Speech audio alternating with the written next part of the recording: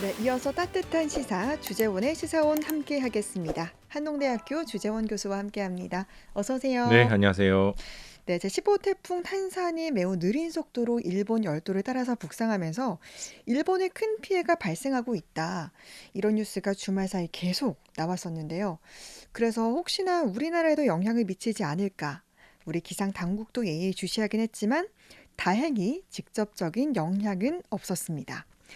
그나마 이번 태풍 이후로 이제 완연한 가을 날씨로 접어드는 게 아닐까 기대를 하긴 했는데 아직 좀 덥긴 하더라고요. 네, 좀 아직 그 공기의 습도가 좀 남아 있죠. 네, 네, 그리고 이번 태풍이 지나가고 한 차례 또 비가 오고 난 뒤에 네, 아마 좀 이제 괜찮아지지 않을까 이렇게 네. 예상을 많이 하시더라고요. 막바지 더위라고도 하더라고요. 그렇습니다. 그리고 이제 뭐 아마 경험하셨겠지만 9월 중에도 더워요. 네, 그래서 완전히 이제 뭐 가을 날씨를 경험하기는 좀 더 기다려야 될 것 같고 네, 특히 올해 이제 여름이 너무 더웠잖아요. 네, 너무 덥다 보니까 맞습니다.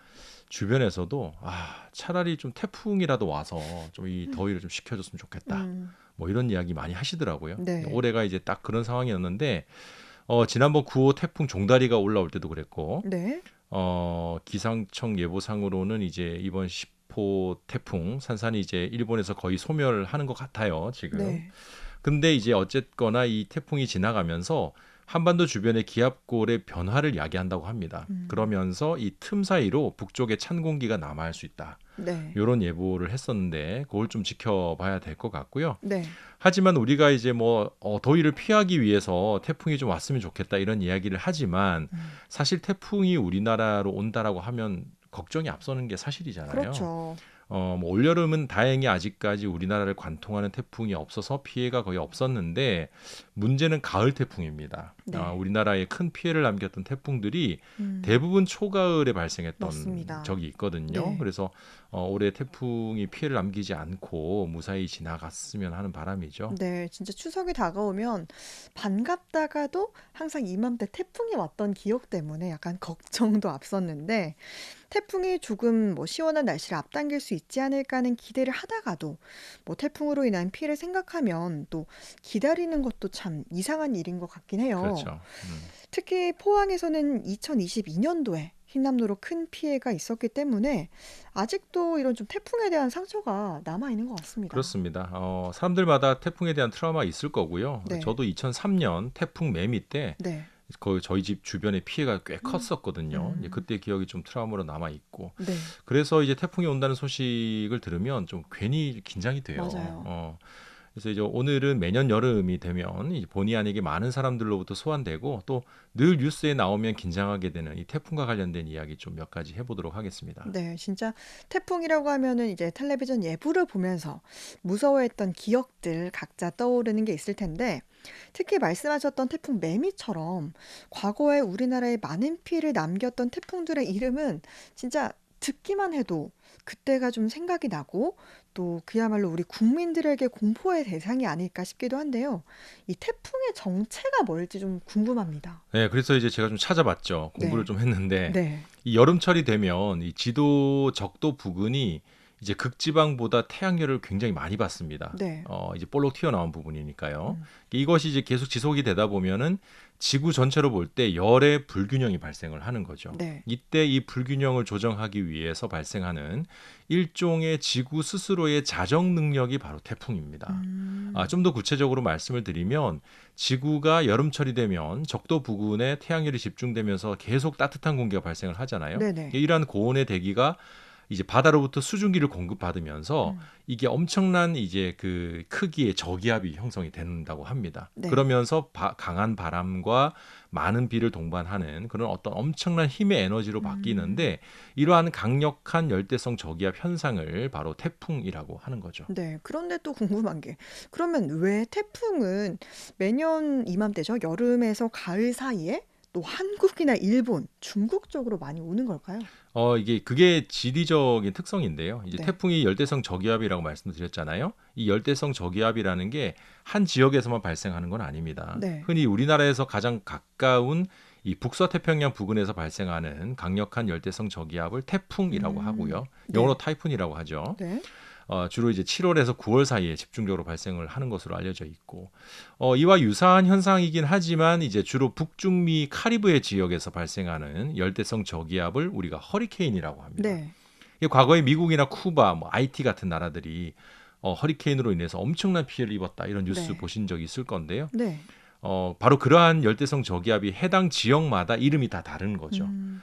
그다음에 인도양에서 발생하는 것을 이제 우리가 사이클론이라고 합니다. 네. 이것은 이제 태풍이나 허리케인에 비해서 좀 규모는 작지만 음. 인도 방글라데시 지역에 엄청난 집중호우를 뿌려서 네. 많은 피해를 또 주는 것으로 알려져 있죠. 네. 근데 이렇게 보면은 지난번에 9호 태풍 이름이 종달이었잖아요. 네. 근데 이번에 일본으로 간 태풍 이름은 또 산산이었고 매년 태풍들마다 좀 다양한 언어들로 좀 만들어진 이름이 재밌게 붙는데 도대체 누가 이렇게 태풍의 이름을 붙이는지 네. 궁금해요.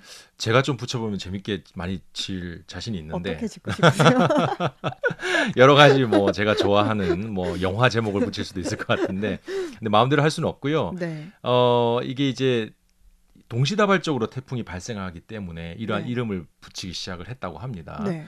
이제 과거에 호주의 이 기상 예보관들이 장난 삼아서 싫어하는 정치인들 이름을 붙여서 오. 태풍을 이제 예보한 것에서 유래를 했다고 해요. 네.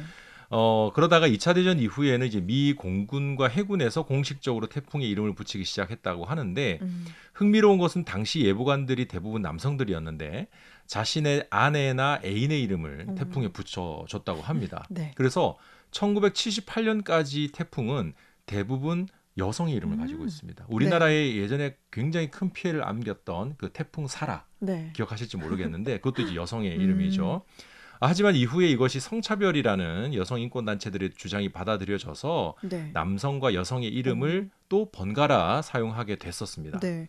그러면 지금도 그 전통대로 이름을 붙이고 있나요?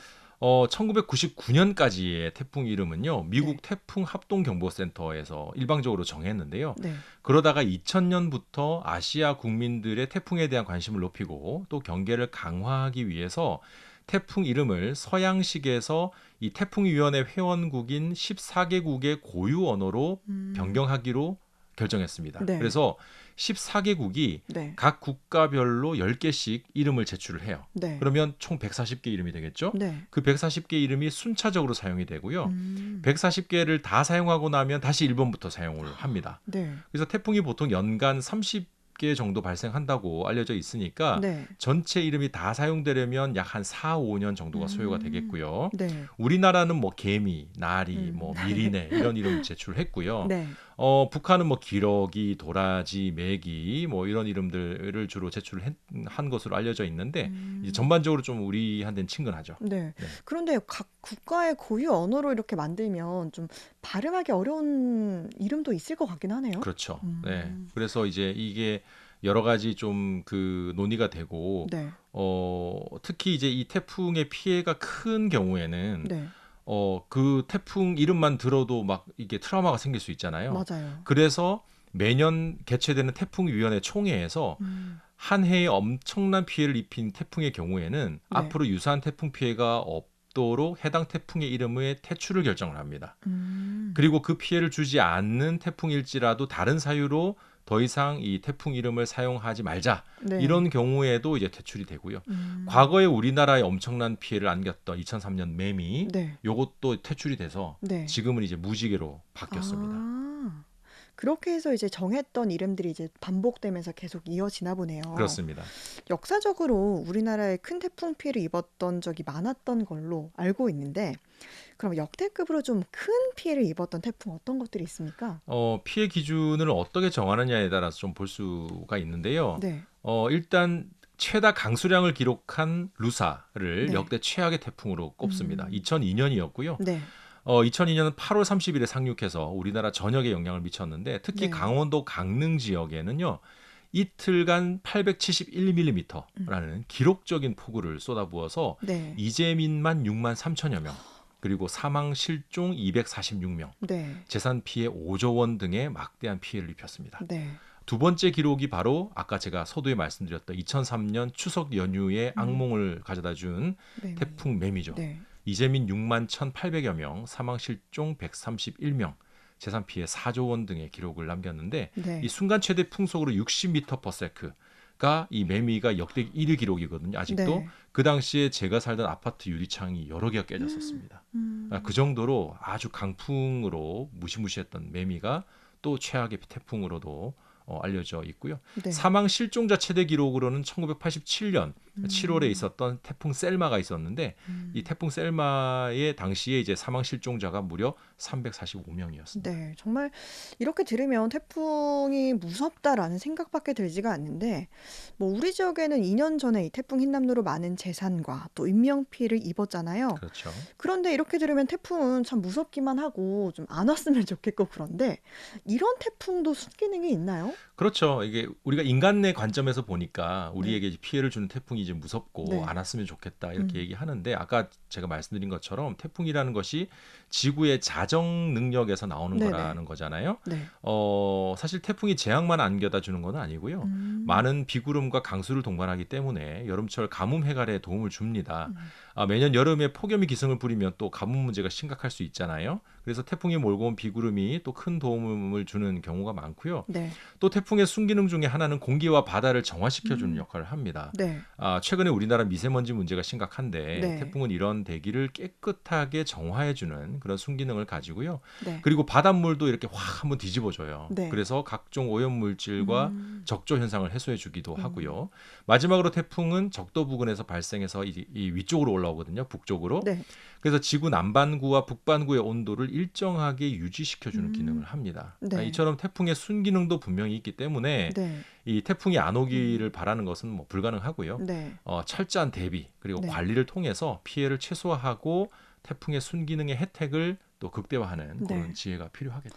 이렇게 또 자연의 입장에서 보면 순기능도 있으니까 또 새로운 모습을 알게 됐는데 말씀하신 것처럼 이런 태풍의 철저한 대비를 통해서 피해를 최소화하는 게 중요하겠고요.